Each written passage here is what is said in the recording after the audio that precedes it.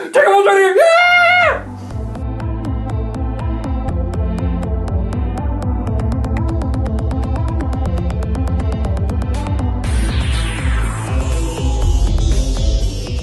Hey guys, welcome to Geek Devotions, the show put on by a couple of devoted geeks devoted to letting you know that you are loved. Yes.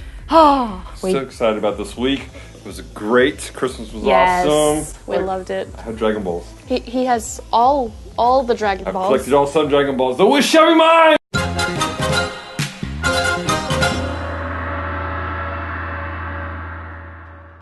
For my first wish with the Dragon Balls, I wish that you guys would do us a favor and hit the subscribe button. Also, don't forget to hit the like button and share our stuff if you like what you see here. Also, my second wish I will ask on the Dragon Balls is simply this.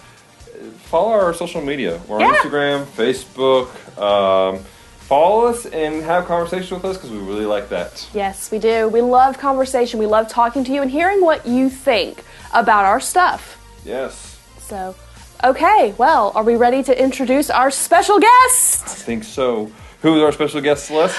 Takkun! Yes, we love her so much. She's awesome. Guys, do us a favor, after this video, make sure you go. There'll be links down below and also a link at the very end of the video for you to check out her channel and subscribe to her. She's so kawaii! Make sure you guys also comment on her videos. So without further ado, ladies and gentlemen, Takkun. Takkun here. I'm just a friendly neighborhood Jesus Weeb, and today we're going to talk about stuff.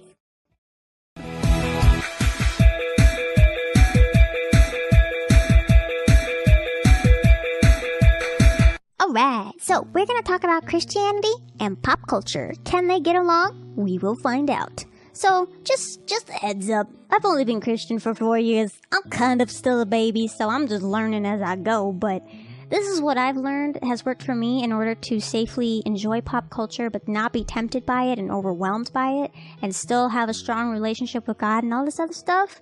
This is just what I've figured out works for me, and if you can try it out if you like, or if you have some advice on how to do it even better, please comment below. But let's get started anyway. So pop culture, it's not really Christian, I know, and yeah, it's just kind of how it is for now. But what I've learned is that there are 3 things that I need to have in order to successfully enjoy pop culture and then not be absorbed by it. The first thing would be a theological foundation. And theology is the study of God. You basically have to know the Bible. And to know the Bible, you gotta read the Bible, and I know sometimes it's kind of boring, so I'd recommend starting the book of John and make sure you're reading in a translation that is comprehensible to you. And maybe do a daily devotional. That's a little snippet of a sermon and a Bible verse all in one, and then you're ready to go on the rest of your day. Otherwise, you can try learning some Hebrew or Greek. And if you can read the Bible in the Hebrew or the Greek, that makes it a whole lot more interesting. The next thing you want to develop is a strong relationship with Jesus. And to do that, I recommend listening to some Christian music that you enjoy, because there's a lot of different kind of Christian music out there. I discovered Christian techno, let me tell you, I'm excited. But Christian music basically reminds you of how much God loves you, and then stories from the Bible that reassure this, and it's a good way of reminding yourself of how personal God is and all this other stuff. And you want to talk with him. You want to talk to him like he's a person. And he's really nice. He's got a sense of humor, and he really cares about you. He wants what's best for you, and he wants to love you. But it's easier to just talk to him like you're talking to your friends. Be like, hey, how was your day? Did you have a good night's sleep? I know you don't sleep, but I'm going to ask you anyway. Ask him what his favorite colors are. Ask him what his favorite food is. And then you guys can start talking, and then you have a relationship. Ask him when you have a problem. Be like, hey, what do you think of this? And it'll be a lot easier to hear his voice the more you talk to him. And also, you can maybe pick a personal nickname for God. I have a personal nickname for him. I call him Papa because it's very important to me that he's my father. And in the Old Testament, they nicknamed him all the time. They called him Jehovah Jireh, God who sees me, God who provides, and yeah, it's helped me quite a bit, so I just figured I'd throw that in there. The other thing you want to develop is a strong sense of discernment, and discernment is the ability of knowing right from wrong or good from evil, and it's a skill that will come naturally after you've developed a strong relationship with God and a theological foundation. That's like the most positive side effect you could ever get from trying to do something. So once you're able to develop these things, these are just things you want to develop daily because it's like exercising but for your spirit.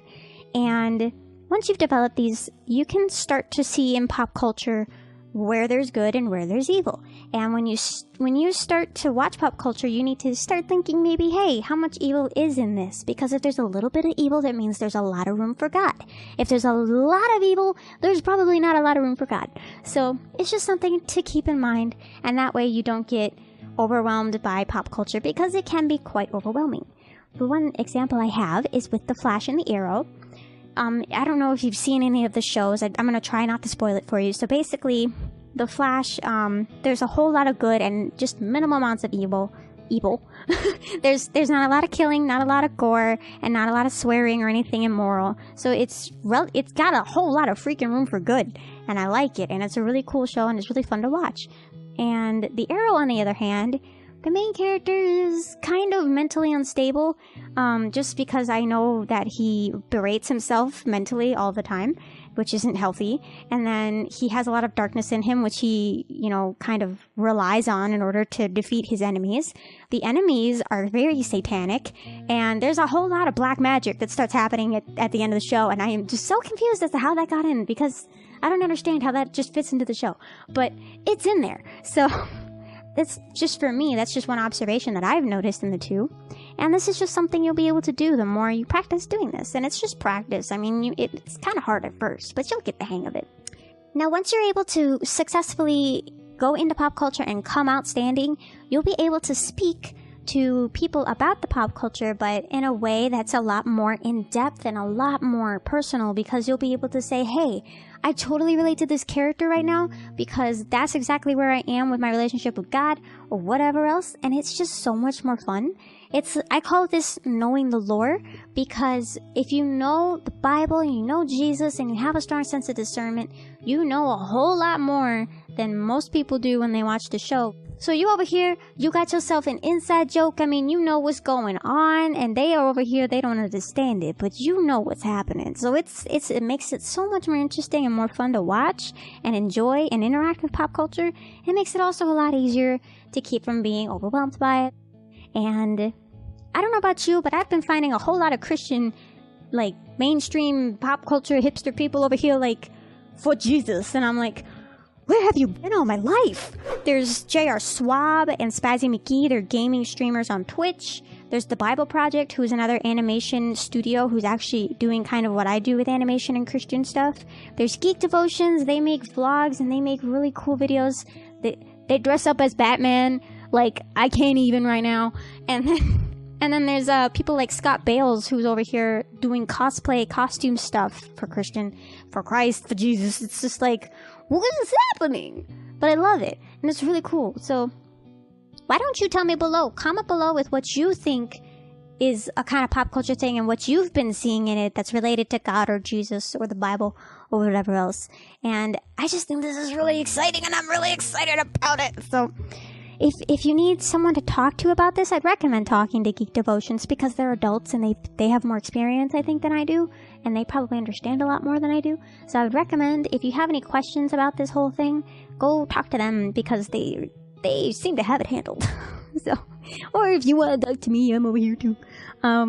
Anyway, thank you so much for watching. You have a fantastic day. ありがとうございます。サブスクライブお願いします。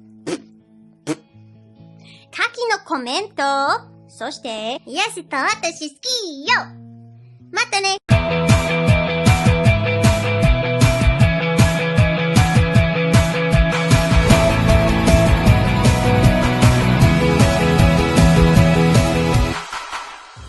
Well, guys, I hope you enjoyed this week's episode of Geek Devotions. Again, make sure you follow Takkun, check out all of her stuff, and subscribe to her channel. Let her know that we sent you. Because we love her. Alright, so, today's question of the week. Question of the week. What was the coolest geeky gift that you got for Christmas? So, Celeste, what was your coolest geeky gift that you got for Christmas? I am in a bit of a quandary. I received two very good geeky gifts. Yes. One of which, both came from him.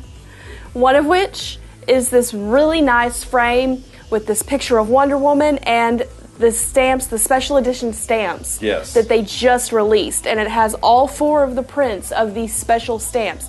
Has Wonder Woman from the Golden Age, from the Silver Age, from the Bronze Age, and then the New 52 Wonder Woman. It's pretty cool. Because this was released before Rebirth, so I guess they didn't think to do 5 stamps, but still, super cool. The other one is kind of been I wouldn't say lifelong, but for the last, 10, 15 years, I have been looking for a copy of Donkey Kong Country on Super Nintendo. And I got it for Christmas. And we've already beaten the first world. Yes! And we just started playing it yesterday. Like, we're filming this the day after Christmas. We're filming this the day after Christmas. We might have been on a marathon last night. We finished the first world. We beat 5 levels before church on Sunday on Christmas morning. And then had to start all over again. And then had to start all over because 5 levels doesn't get you to the save point. True so, Alright, for me, it's kind of a quandary because I got so many cool stuff. You did. However, my baby sister made my Christmas so otaku. It's not funny. I got, obviously, all 7 Dragon Balls. This is the 7-star Dragon Ball. And I got the hoodie. Check out the hoodie, guys.